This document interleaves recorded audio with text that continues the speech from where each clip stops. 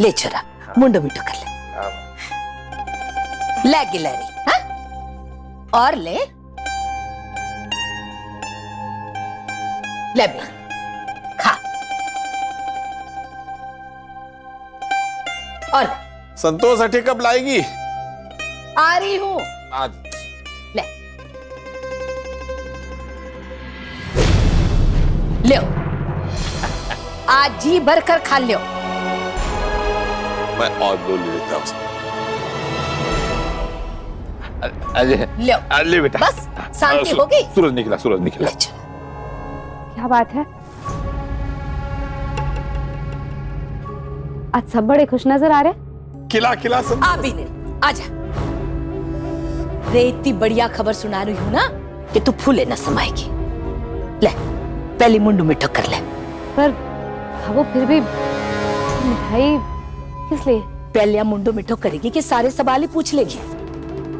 अरे पहले आप मुंह तो मीठा कीजिए।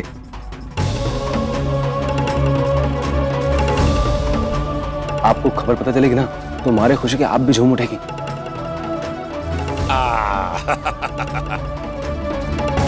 आपको पता है खुशखबरी क्या है? एमिली का पार्लर खुल चुका है और ग्राहक केंद्र ने मंजूरी दे दी है कागजात के साथ। अब आगे के लिए कोई चिंता ना है। ये तो बहुत अच्छी बात है, पर फिर भी सूरज जी आपने अच्छे से देखा ना?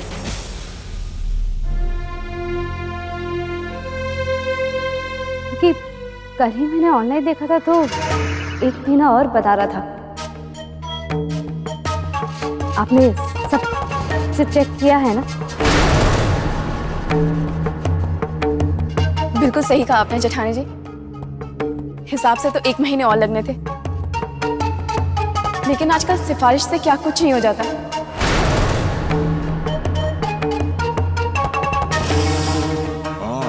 वो तो धन्यवाद हो कविता जी का, जिन्होंने अपनी पहुंच का इस्तेमाल करके ये मामला तुरंत निपटा दिया।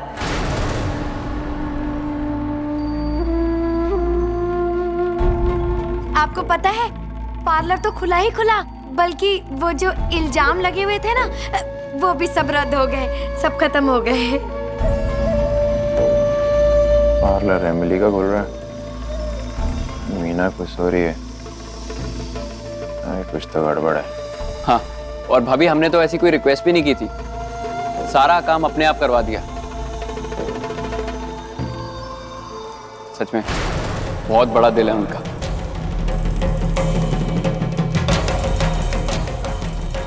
इमली बीनली, जी भाभो। एक काम कर, तू और मोहित जाकर के ना ब्राह्मण जी से कोई अच्छो सो शुभ मुहूर्त पूछ कर आए, फिर आपा दुकान खोल लेवा। पार्लर तो ना खुलेगा। अब भला मैं इन सबको कैसे समझाऊं कि कविता जी कैसे अपने फायदे के लिए हमारे परिवार का इस्तेमाल कर रही है।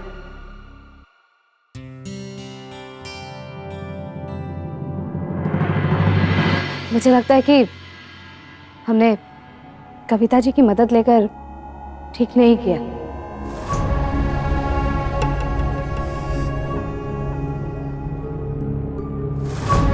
क्योंकि आज के जमाने में कोई भी किसी की मदद बिना किसी स्वार्थ के नहीं करता है। वैसे संध्या, इसमें भला कविता का क्या स्वार्थ हो सकता है?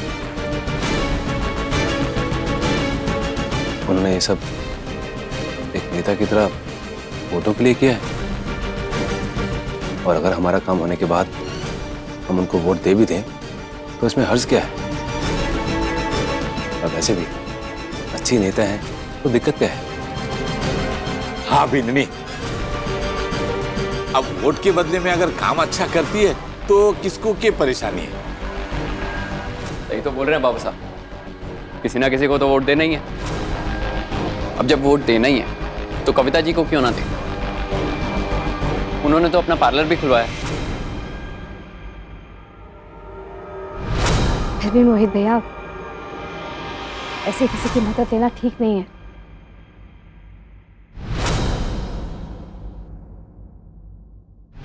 अभी भी समय है, हम चाहे तो ये मदद लेने से इनकार कर सकते हैं।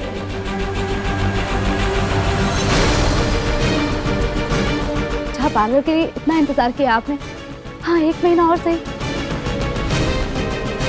और हम गलत नहीं है तो 1 महीने बाद भी हमारा पार्लर खुल जाएगा।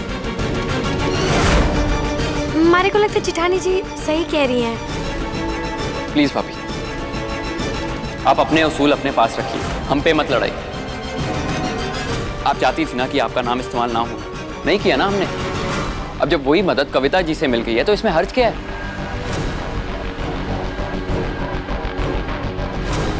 प्लीज हाँ भाभी, और रोड़ा मत अटकाइए। पार्लर खुल गया, उसको रहने दीजिए ऐसे। अरे ऐसी बात नहीं है मोहित, बिंदनी का ये मतलब को नहीं था। मोहित भैया, मैं कोई रोड़ा नहीं बन रही। और वैसे भी पार्लर अगर अभी खुले या 1 महीने बाद खुले, फर्क क्या पड़ता है? घर चलाने के लिए आपकी नौकरी तो चल ही रही है ना। कैसी बातें कर रही हैं भाभी आप? आपको जरा सा भी अंदाजा है पार्लर बंद होने से मेरे और एमिली पे कितना फर्क पड़ा है? अब जब मौका चल के खुद मेरे पास आया है तो आप कह रही हैं कि मौके को लात मार दूं। नहीं भाभी नहीं, इतना बेवकूफ नहीं हूं मैं। नहीं मोहित भैया, इस तरह से कविता जी की मदद लेकर पार्लर खोला सही नहीं होगा।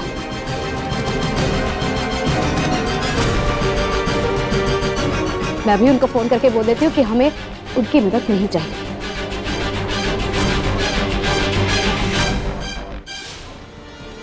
रुकिए बड़ी जेठानी जी, आप ये क्या कर रही है?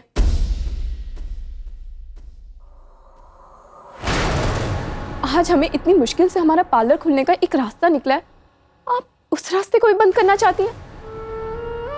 आखिर हमने ऐसा आपका क्या बिगाड़ा है जो आप हमारी खुशियों को मिटाना चाहती है?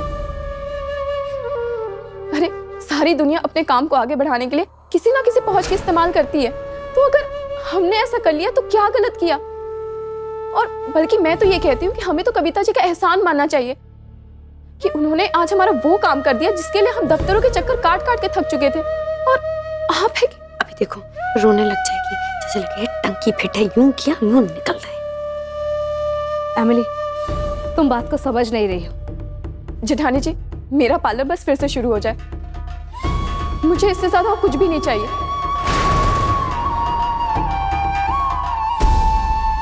और ना ही मैं कुछ समझना चाहती हूँ। भाभू, आप ही समझाइए ना एमिली को। आप इन्हें कहा था ना उस दिन कि ना लेना एक और ना देना दो। फिर आज हमारा परिवार इसे परायों की मदद क्यों ले रहा है? भाभू, कविता जी हमारे परिवार का हिस्सा नहीं, वो बस थोड़ी जान बचान की बात है। जब आपको अपनी बचपन की सहेली दाहिसा से एक मिक्सी लेना स्वीकार नहीं था तो अब हम कविता जी की मदद क्यों लें?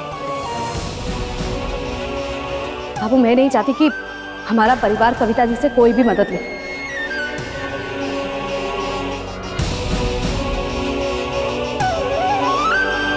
आप प्लीज मोहित और एमिली को समझाइए ना। माफ करना संध्या भाभी, लेकिन आज भाभो आपकी हाँ में हाँ नहीं मिलाएंगी।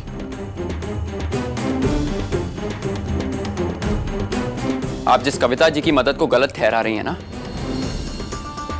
तो एक बात जान लीजिए, जो आपको बेस्ट कैडेट की ट्रॉफी मिली थी हैदराबाद में, जिसकी वजह से आपकी पोस्टिंग पुष्कर में हुई थी, वो भी कविता जी की मदद से मिली थी।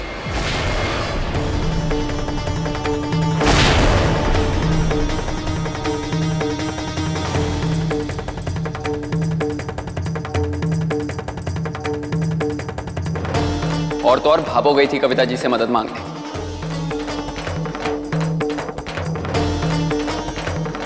मोहित, ये अनाप शनाप सी बातें क्या कर रहे तू? और किस तरह के झूठे से इल्जाम लगा के क्या साबित क्या करना चाहते हैं? मैं झूठ नहीं बोल रहा हूं भैया, आपको नहीं यकीन आता तो भाभो से और बाबा साहब से पूछ लीजिए ना, खुद ही आ जाएगी सच्चाई सामने। बस करना मोहित, मैं जानता हूं अपने बाबू को। अरे जब भाभो अपने असूलों के खिलाफ जाके दाइसा की मिक्सी लेने के लिए तैयार नहीं हुई तो ऐसे कविता जी की मदद। चुप कर दो। देखा बाबू, ये लोग मेरी बात नहीं मानेंगे। बता देना इन्हें कि तूने संध्या भाभी की ट्रॉफी के लिए कविता जी से मदद ली थी या नहीं। अरे चुप कर, बाबू कभी ऐसा ना करेगी। बोलना बाबू इन्हें, बोलना सच क्या है। मोहित भैया, मुझे भाभो से कुछ नहीं खिलवाना है, क्योंकि मैं जानती हूँ कि भाभो ऐसा कभी कर ही नहीं सकती। भाभो जानती थी कि मैं बेस्ट कैडेट ट्रॉफी के लिए जी जान से मेहनत कर रही हूँ। खुद मुझे मेहनत करते हुए भाभो ने वहां देखा है। इसलिए मैं ये मान ही नहीं सकती हूँ कि भाभो ने कभी कविता जी से जाकर ये बात कही होगी। बाबू तू चुप क्यों खड़ी? बोलना इन्हें, बोलना सच्चाई क्या है। कि तू कविता जी के पास गई थी या नहीं गई थी? भाभो बता दीजिए, मोहित भैया की संतुष्टि के लिए बता दीजिए कि सच्चाई क्या है।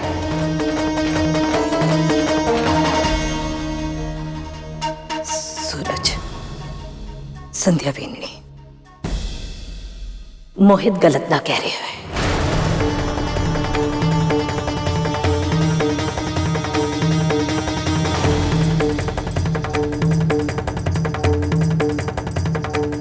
मैं गई थी कविता जी के पास मदद मांगने।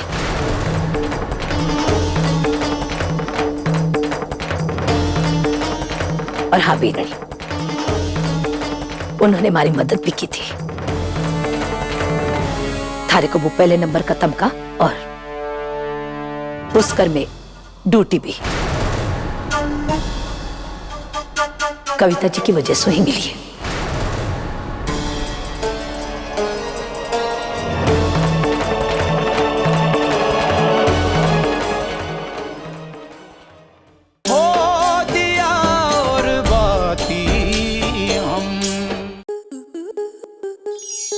स्टार प्लस के ऐसे ही और बेहतरीन लम्हे देखने के लिए सब्सक्राइब करें हमारे YouTube चैनल को।